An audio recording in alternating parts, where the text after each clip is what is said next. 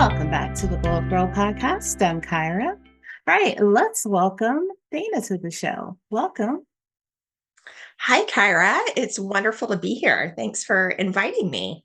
Yes, I'm so glad to have you. So, why don't we get started by having you tell the audience listening or watching who you are and what you do?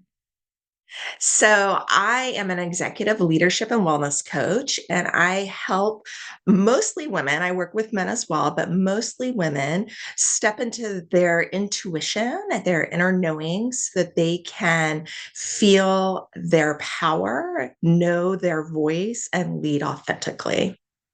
Oh, And it's really fun. I love it. I have a background in a very strong business background, as well as a very strong background in metaphysics and yoga, breath work, energy work. So mhm. I'm really able to bring the two together, which is really amazing and fun work. So, um, lots of people often don't think about the energy that is in their work environment or their home Mhm. environment and how that affects you and how your energy affects what is around you, Mhm. right? And Right. so many of us are caught up in the day to day of modern life, which is the like never ending to do list, the go, go, Mhm. go all the time, feeling pulled in a million directions. And really just feeling like, it's never enough. You can never do enough. You can never Mhm. be enough. Right. Yeah. And so the work that I do with people is really bring them back to their center, their core, help them understand what is their energy and what is other energy. And Mhm. then we go through the process of understanding and untagging how they get pulled in to everybody else's energy and everybody else's priorities and everybody else's to-do list. And Mhm. as we do that, people are able to feel their own power, set really clear boundaries, Mhm. hold those boundaries more fully, which means that they feel great. You're Mhm. able to choose things that light you up. You're able to interact with more people who value you and appreciate you. You get Mhm. seen and heard in a drastically different way. You probably say the same things, but because you're clearer, you're more powerful, you're more direct, you don't have all the emotional baggage and clutter that goes along with those Mhm. things. The receptivity of it is vastly different. Mhm. And so all of those things are really fun. Um, and we're in a unique time where all those things are happening more and more. Mhm. I believe, I know 10 years ago it was quite different. Now we're in a place where if you speak clearly, you speak powerfully, things change. And Mhm. they're changing faster and faster. And it is my perspective that women are the ones leading that change. Mhm. And so we really need women to step into their place of power, step into their place of inner knowing, because where we're going is not where we've been. you Right. know Yeah. we are not we are forging a new path, and everybody's forging a new path. And so Mhm. that means you have to tap into your heart, you have to tap into your intuition, and you have to trust yourself, Mhm. because there's no one else that's like, yeah, that's the right way to go. Right. Yeah. Yeah. It's only, Yeah. like you're going to have that confidence and voice it and Mhm. follow that path. And that is the way we build the new path forward. And Mhm. and as women, we have a different way to lead. That's the truth. Women Mhm. inherently lead differently. Yes. And so we don't have a lot of models of what that looks like. Mhm. Historically, women have had to follow male models of leadership. And Mhm. that really just doesn't work for us, No. honestly. And it really doesn't work for everybody else either. Yeah, exactly. No, exactly. Oh yeah, so that was a lot of goodness and a lot of what is happening in the world today. But and we're going to start to dissect some of those things you talked about, because I think one of the things that's really important that a lot of people don't always think about is, like you said, that energy, right? Like coming into those spaces. And I think for a lot of people now, because the workplace, so we're just going to use work as an example to start. So the workplace, obviously now, since 2020, right, it's become, not everyone is in a physical space. A lot of people are hybrid. A lot of people are, just fully remote. I'm a person who works fully remote and definitely have found that being able to manage those boundaries and setting and holding to those and managing energy of others is a lot easier in this environment versus when I was in an office space 4 years ago and you walk in and, immediately there's that person whose energy sucks the room, right? Suffocates, takes the life out, brings everybody down. And you have to be able to, like you mentioned, you have to start to be able to develop those tools no matter what the environment. So I can remember like starting that process of like boundary setting and like really being firm in my established boundaries in 2019 and starting to take those into the physical workspace, which I think has only really helped me as I've gone into like a fully remote space. For sure. Yeah. Because And yeah, and what I see is that the fully remote space has new challenges for people, similar, but I find the overscheduling of meetings and computer time drains people, and yeah. it takes them a little bit to rework how to Mhm. not have that. Yeah. Now I Um, will agree with you. I'll say the overscheduling of meetings. Like, I mean, I was, prepping ahead, looking ahead to my next week, and I said, "Oh my God, like on Wednesday, I have 7 meetings. And when am I supposed to actually work?" But I do have a boundary that I've established where I'm like, to my team, I'm like, there will be no meetings on Friday unless it's just something super urgent that we need to touch base on and we have to talk, but let's use Friday as days to like work, to regroup, to not feel like you have to be on the stage because it becomes a lot harder when, like, so I like when the pandemic first like happened, I was at a different company. And that company didn't care if you showed up on camera or not. So it was a very relaxed environment. I mean, I could sit in my workout clothes all day, didn't have to comb my hair, didn't have to put makeup on. Fantastic. Loved it. The new company I'm with, oh, it's always on Zoom, like you're always on. It's like this right here. This is it every day. And it was very hard for me when I first got there because I was like, oh my God, like all day you have to do, like I have to show up like this every day. I just want like to be able to like not comb my hair that day. I want to just get up and start working.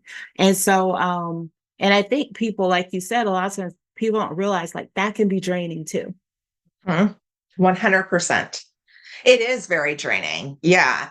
And so part of the energy work is understanding what your energetic system needs and how you work.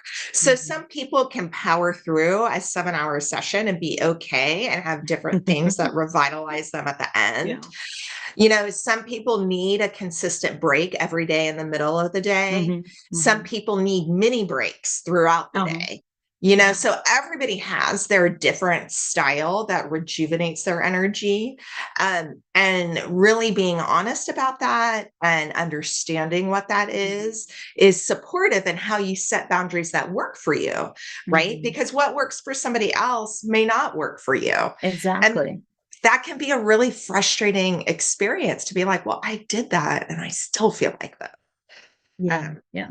so it's To try You have to try different things like you said, you have to figure out like the thing that works for you, and chances are everybody's different, so what works for one person is probably not going to be the same thing that works for somebody else. And like you said, yeah, like I can power through the 7 meetings, and then at the end of the day I'm just going to need to like take a step back like after that last meeting, and then I'm gonna put my notifications on like snooze so that I can like just regroup for the day. But it's a learn, but it's because I've tried different things, and now I know like, okay, that's how I'm going into the day. But also too, like you mentioned, like your energy. So, but even though I dread the 7 meetings in a day, I'm going to tell myself, like, here's what you're going to get from each of these sessions, right? This is what each of these meetings, here's the predicted outcome that you need, the thing you need to accomplish. So I'm going to tell myself that going into the day so that I then don't feel overwhelmed because it's 7 meetings. You know what else that does that I find really interesting that often people overlook? So that actually keeps you focused and engaged in each of the meetings. You know, Mhm. if there are just 7 meetings that you're like, oh, I'm just supposed to show up here and like something magical will happen. Whereas if you have, and you know, 9 times out of 10, that doesn't work and you're really bored and irritated. Yes. Where you're like, I could be doing something else now. Yes. Yeah, you're like, oh, this meeting could have been an email. Right? Yeah. Versus if you have your agenda and you know what information you want to get and you know what you want to gain Yeah. from the interaction and what you want to accomplish in the meeting above and beyond whatever agenda is covering the meeting. What is your agenda? What's your goal? What are you bringing to the table? How are you showing up? Why are you at this meeting? You know, Right. when you get clear about that, your level of engagement goes up, your energy goes up, and it just makes the experience much more Mhm. fun. Mhm. Yeah. So you also talked about earlier, you mentioned intuition, which I think is something that is very important. And I always tell people that I trust my gut first. Whatever the first thing is that was sent to me, like I trust that intuition and I move in that direction. I don't try to talk myself out of it. So, can you talk about that and how you use it in the work, how we can use it in our day to day lives? Yeah, so I like to talk to people about intuition as a skill set. So, um, you know, lots of people, especially in like corporate workspaces, you know, intuition like sounds kind of woo woo or, you know, like out there, like it's not data Yeah, driven, yeah. evidence based. And yeah, um, my clients, when I really teach them to trust and tap into their intuition, Mhm. my clients, when they get reviewed, their superiors list their intuition as one of their number one skill sets. Mhm. And to me, that is like the biggest win. When the people above you recognize, oh, you have Mhm. great intuition, it's consistently correct and it consistently leads us where we need to go. And it Mhm. consistently points out problems, issues before they Mhm. happen. Mhm. It Mhm. consistently shows us where there's expansion and growth. That's a skill, Yes. right? Yeah. And I love that you refer to it as a skill set because I think you're very right. When people say, usually it is when those like, well, okay, intuition, but you're correct when it's the proof, right? It's the proof. And it may not seem like it's analytical but it is data driven because if you have wins and successes in, oh yeah, I went with my intuition and, and this worked, this happened. So I do think that's really important. And I love that. Would you also say that it's a superpower? Because I know Oh, you were, 100%. yeah, yeah. 100%. Yeah. And everybody has it. I think that's the other message that I want to get across. Mhm, Everybody has inner knowing, everybody has intuition, but it's understanding how your energy works and how you receive in information mhm, and having the courage and training to follow it. So, just like we talked about earlier, everyone's different. And that means everybody receives in information from mhm, their intuition, from their inner knowing in different ways. yeah, And so learning to understand how you receive in information is really important. And when you start to like know oh, when I feel that, that's my intuition. When it Mhm. works like this, that's my intuition. And I can trust it every single time, then you can start to utilize it as a skill set, right? It's Mhm. not just like, oh, by chance, did Right. this. Yeah. No, it's a training of like intuition lands in my system like a little angel in the back of my head. Intuition lands in my system like this really vibrant light in my belly, right? Mhm. Intuition lands for me like a vision in front of me. Mhm. Intuition lands for me when my whole body tingles.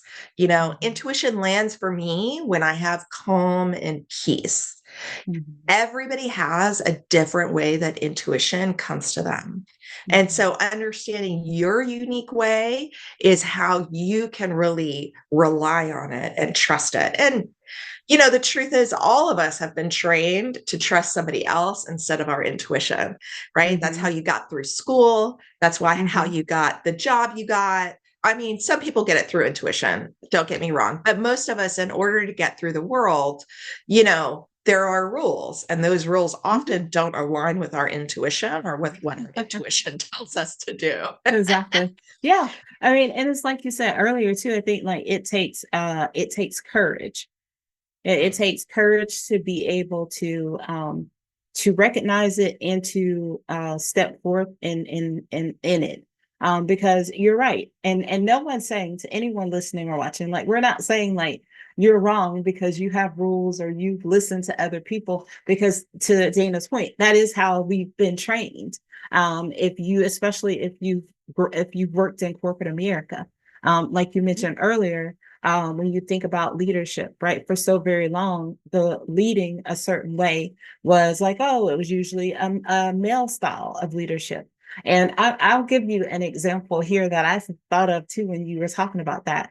So at like one of my previous positions, so we did this thing called Insights Discovery. And I don't know, it feels a lot. I think it's sort of similar to DISC, where it's all like these color-based blocks or whatever. So you take the assessment and it comes out and it either gives you like I think people who are like the reds, like they're like the sort of the dominant, like, they're like be brief, be bold, be bright. Like they are the people that you got to come in and have it like very succinct and talk to them that way. And they don't, they're like rigid almost. And then there's the blue, which is like people who are like analytical and really data driven. And so the blue people tend to be introvert, the red tend to be extro. And then there's yellow, which is like sort of like involve me, like sunshine, like they're excited, they like to collaborate. Those are also extroverted people. And then there's green, who's like, we want harmony, we want to just be able to work. They may be like, give me a vision and let me follow it. And those people, they're like introverted as well. So we had these four blocks, right? And so you get like your top two are like your dominant ones. And so a lot of the people who were considered the leaders in our company, they were like either the red blue or the blue red. And I remember this whole thing going. So mine was like the lady said, like an anomaly, because I was like yellow blue. So I was like a bit, which is very true for me. I'm like, yeah, I think very creative, but also data. I like to let data sort of help me tell stories, but a lot of extrovert, but also introvert. Like I need that balance. I can't be on all the time. And so I remember, so when I got mine, I was like, oh, this is cool because I'm different from the rest of you. Like, and that's cool. But then there was this whole like sort of thing going around the office where it was just like, well, if you're not red, blue or blue, red, you're not going to move up. And there were leaders who were like putting this out there as well. And I heard like there was a leader who said, I need to have more like blue reds on my team. And I was like, that's rude, because like all these people on the team, because I'm in marketing. So in marketing, you're gonna have a lot of people who we had a lot of people who were more like green yellow, a lot of Mhm. people who were like green blue. Like it was very much those two were like the like dominant ones for the team, but it takes all types to like make a good team. And it felt like there were people arguing in the office. There were like, I saw a fight break out, well, like an argument break out about the color blocks. And I was like, well, this is not helpful at all. And I remember going to HR and I just said, hey, I love strength finders. I said, I think like maybe if we introduce strength finders to the company, it could help some of these people who have now been made to feel like they're not good enough. They're not going to move up. And so when we did strength finders, people were so excited because it celebrated the 5 unique things about them. And nobody felt like, less than because of some stupid color blocks. And so I said, we should just we're gonna throw a block burning party, like figuratively. We weren't gonna burn Yeah. them for real, but we like put the blocks like all in a pile, and then we said we're burning these blocks because for me as a manager, I just really hated how it made people feel to like think that they weren't good enough. And like to your point, when people understand their superpower and the thing that makes them unique, it gives them confidence and makes them a lot stronger. Exactly. I totally agree with that. And that I personally look at that as a point of reflection that the leadership in that organization had a very particular mindset. Yes. And so instead of framing it as all of the blocks make us strong, our Mm-hmm. leaders should be more diverse. We need Yes. all voices at the table to Mm-hmm. really thrive and succeed. This Mm-hmm. has pointed out a weakness in our structure that we will implement some things to correct. Mm-hmm. That's not what it said, right? It did not say that at all. It didn't say that at all. It just said like, hey, you're different and you don't fit here, and there's not a place for you to move up. Yeah. And it was very much driven by the men. There were a lot of men who were leaders, and then the women who were leaders who were going along with it. It was because they were trying to be like the men. Exactly. Yeah. And that's a very, very, you think about like what patriarchal leadership is. It's Mm-hmm. military based, it's linear, it's Mm-hmm. structure. And my personal ethos is to look at nature for leadership and energy information. And you look at Mother Earth, she's really diverse. Mm-hmm. So Mm-hmm. Mm-hmm. she works differently. It's not that her foundation is any less strong than like a building made of steel. If not, it's stronger, but it's Mm-hmm. made differently. It works differently, right? It's layer upon layer. It's malleable. It's adjustable. It Mm-hmm. responds to the environment. It makes room for everybody to make the Mm-hmm. whole strong, Yeah. right? Yeah. And that I think that's what, even in your discussion, like the action that you took, the leadership that you took was a feminine based leadership style, right? Like, Yeah. how do we make a program that's inclusive for everybody? How do we raise Mm-hmm. everybody up? How do we make the Mm-hmm. whole stronger, Mm-hmm. right? Yeah. That's different. Yeah. And Yeah. it's amazing. Yeah, for sure. And it's like, and so even when I came to my new company, and we have a really great culture here. So, but we did that exercise first because I wanted the team to see like we are a sum of all the parts and all the different people with different strengths. And I always too like to tell people because I recall like whenever you're interviewing people, whatever, and people are like, what are your strengths and weaknesses? I'm like, well, they're not weaknesses, they're just opportunity areas. Like they're just opportunities to grow and be better. Like it's not a weakness because it might be an opportunity for you, but somebody else on the team it might be a strength. And you can figure out, you can partner with them to see where you can like learn things from them in that area. So I'm like, let's not approach things that way. But to your earlier point, I do think that it is definitely a feminine based style because even in even in a place where I'm in a culture that feels a lot less, better than it feels better than my previous two, which after I left, I said, wow, those are really toxic. When you're, that's another topic for another show, another day. But, I was like, even in that though, you still have these moments in good cultures, right? Where you're like, my leadership style is more servant based. So for me, I'm always trying to put the people first and the business. I mean, for me, I'm a backseat because I need to make sure my people are in a good place. They feel good about what they're doing and that our work is contributing to the bigger goal. And then I come in and say, oh, okay, now what do I want? And I think there's not enough of that. I think there are too many leaders who are thinking about how do I move up the ladder and not thinking about the rest of their people. So, which is very frustrating. And you tell yourself, I'm sorry, go ahead. Yeah, and I would like to invite in like an and perspective. Like you moving up and you coaching your entire team to lead with excellence moves them up. Mhm. Like it's a both and.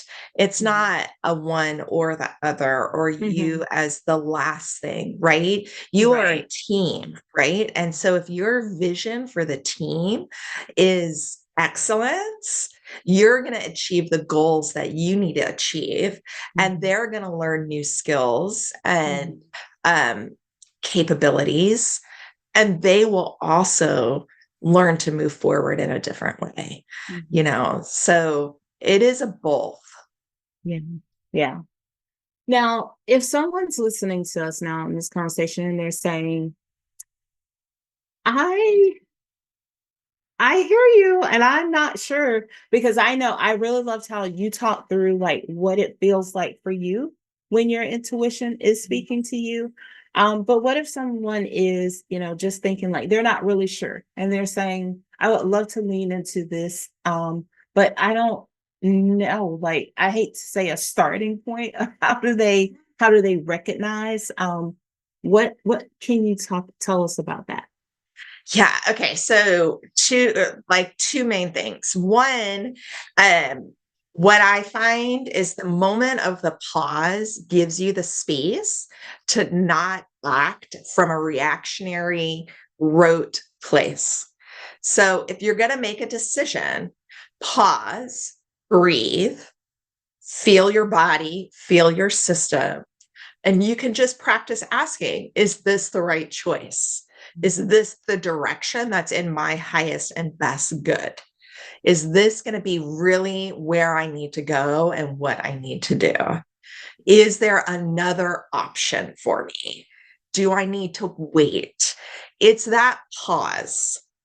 And Mhm. even if you make the same decision, getting a space, getting a breath to just consider that your system may have other information for you versus reacting to the really loud voice in front of you Mhm. is enough to start that curiosity process, and it will take time because, you've ignored it for a long time. And we all know if you ignore Mhm. things for a long time, it's going to like take a little bit Mhm. for that channel to open up. And then I would also play. Sometimes the work environment feels like a high stakes place to play with your intuition.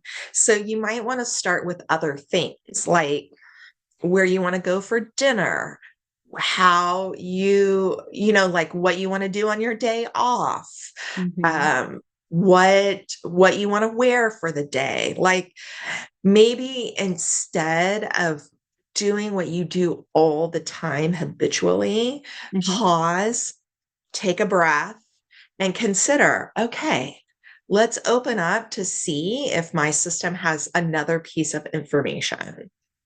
Um, and just that practice alone of giving yourself the option not to just go with what's always done is going to open it up. And that's a great place to start, I feel. But the key to this is all about listening to yourself and expanding your awareness, right? Mhm. So those activities that allow you to do that more and the natural places that you do that already. So all Mhm. of us have places that we do that already, and so tune in and get curious about what happens in those places. Mhm. Where are you lighting up, and where does that inspiration come from for Mhm. you, and what does it feel like, and how can you invite that into other areas of your life? Awesome. Is that helpful? Is that good first step, Love or it. like, It is. okay? Yeah. Yes. Okay. So please tell us how the audience can work with you and how they can connect with you. Yeah. So my website's just my full name, danashamas.com. And I work with people one-on-one in coaching. I have a group coaching program. And then I have a retreat coming up in Costa Rica. So that's really like a coaching intensive. Lots of times it's really hard for people to figure out how they weave things in. The coaching intensive in Costa Rica hits like a lot of bullets. You're going to get Mhm. rest and relaxation. You're going to get restorative yoga and meditation. You're going to learn breath work. And you're in Costa Rica. It's beautiful and amazing. So that's super fun to get an immersive experience. Mhm. But the others, you know, building skills takes practice and it takes time. And Mhm. so, if you want to use your intuition as a skill set, right, then you have to commit to doing it over and over and over again. And that means sometimes, you listen and you're right on, and sometimes you don't, and it like you wobble. Mhm. And so that consistent one-to-one, that consistent group practice helps you stay in the practices that keep you aligned with your energy and your intuition, and keep you reflecting back on, do I feel full in myself, or have I really given my energy away to things that don't prosper me or aren't in my highest and best good? Mhm. So that's how the other programs work to do that. Mhm. But it's super easy to do a call with me and chat with me more about what works for you and what you need. Awesome. Thank you. Yeah.